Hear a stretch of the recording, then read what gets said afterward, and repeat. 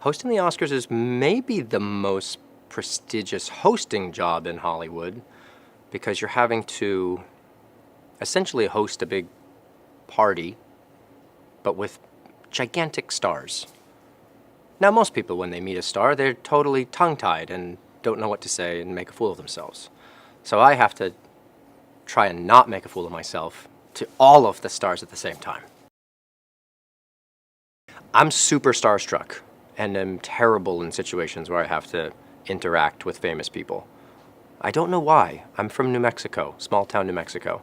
So even though I've been doing this for a long time and I've met and hung out with a lot of people and worked with people, still when I see people that are famous, it rattles me. But I am in the unique position to talk to them with purpose.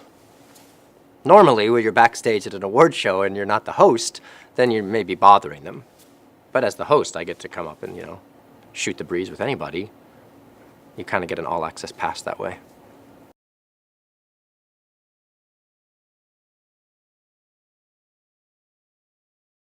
When I host an award show, I really like to be as involved as possible, almost in a producerial way, not by title, but just, I don't want to show up and be told what to say and then just read my lines and go home. I really want to know, it's just the way I think. I want to know who's presenting and who's teamed up with who and the pacing of the show and the timing of it. So yeah, I've been really involved. The writing especially, I get to choose a writing team, and I've chosen people that I've worked with before that I know are funny long-term and also funny in the moment. And then we've hired on some other writers that I think are really smart. I think the comedy level needs to be pretty smart for the Oscars because you don't want to just do kind of easy laugh jokes. So that's where the pressure is right now, is creating content that you think will be relevant.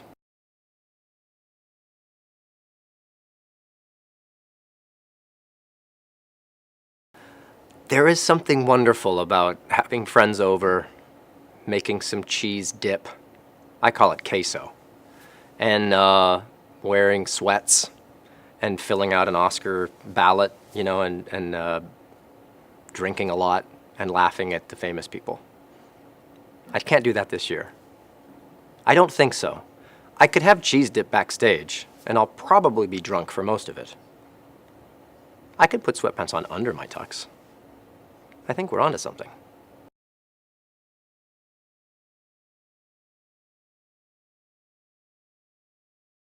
I sure love Johnny Carson.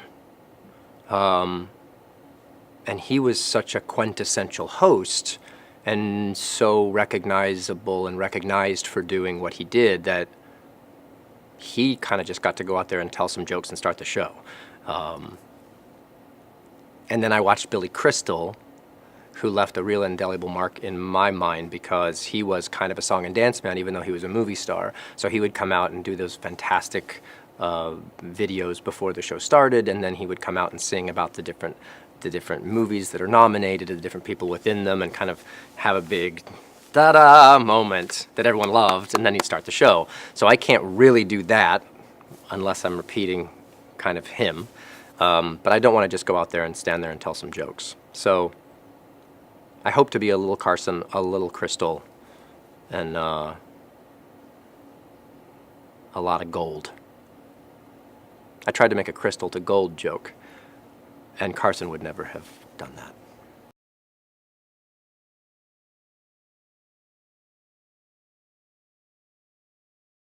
I'm not sure exactly what I'm going to wear just yet. It's easier for a guy to host a show like that because costume changes aren't really required. If I was a female, I think I'd have more interest in showing off different looks all the time as you come out. There's something cool about that. But I don't know, as a guy in a tux, you can kind of pick a nice, well-fitted tux and own it.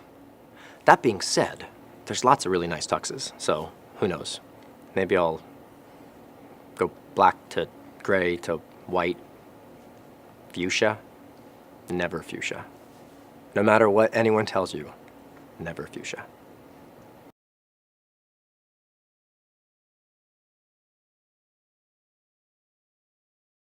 When I was a kid, I always wanted to win an Oscar. I think I was more the holding up a brush in the mirror, you know, saying who I was going to thank. I never had any idea that my life path would lead me to being the one welcoming people and potentially singing a song.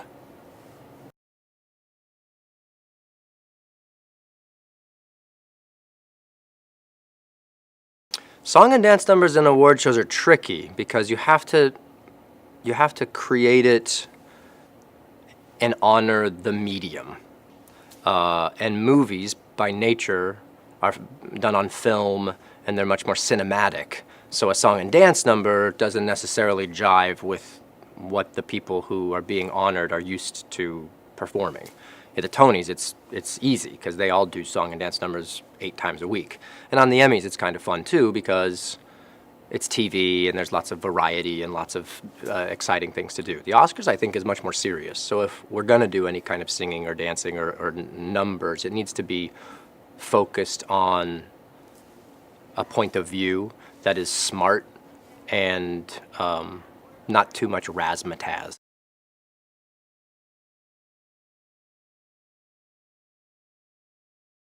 He's been emailing us for 3 years and saying, I want to do the Oscars, please, it's my dream, it's my dream. And it never worked out for a number of reasons, but this year it did work out, thank God. He's also a singer and dancer, and it would be foolish to have him and not do something musical. And we feel that the goal is, how do we do something with him musical that you haven't already seen him do on any show that he's done previously? How do you make it look like it's not the Tonys, the Emmys, or any other show? How does it distinctively become the Oscars? And you say, Neil Patrick Harris could not have done that on any other show but this one. And that's the challenge, and that's the excitement of what we're going to do with him.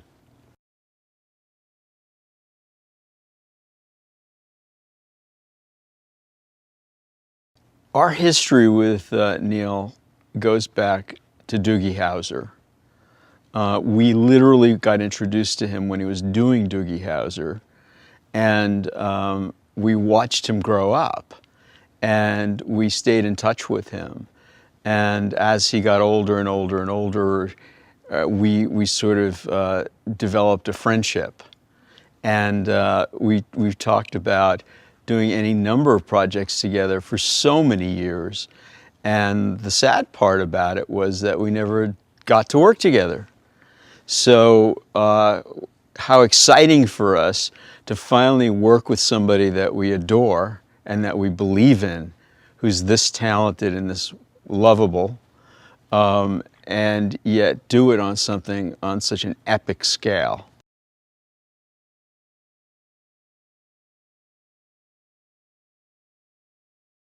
Live television is a form unlike anything I've ever experienced. It's fun, it's exciting, it's terrifying. It's one of those things where the most important thing is that you don't get nervous. The most important thing is that you don't panic, because paralysis could sort of jump in, and then you're sort of like stymied. You have to always be calm, and you always have to know that you've done the proper amount of prep work so that when you get to that moment when you go live, that yes, you can't do anything to help it or save it or fix it or anything, but you feel confident that you've done everything leading up to it that will get you through the show because the rehearsal process has been so thorough. Then, of course, things happen on live TV that you can't ever plan for at all. The original plan for the selfie was that Ellen was going to go take a picture of her with Meryl Streep. Little did we know that everybody would feel like they were at a party and they would all jump out of their seats and get into the picture.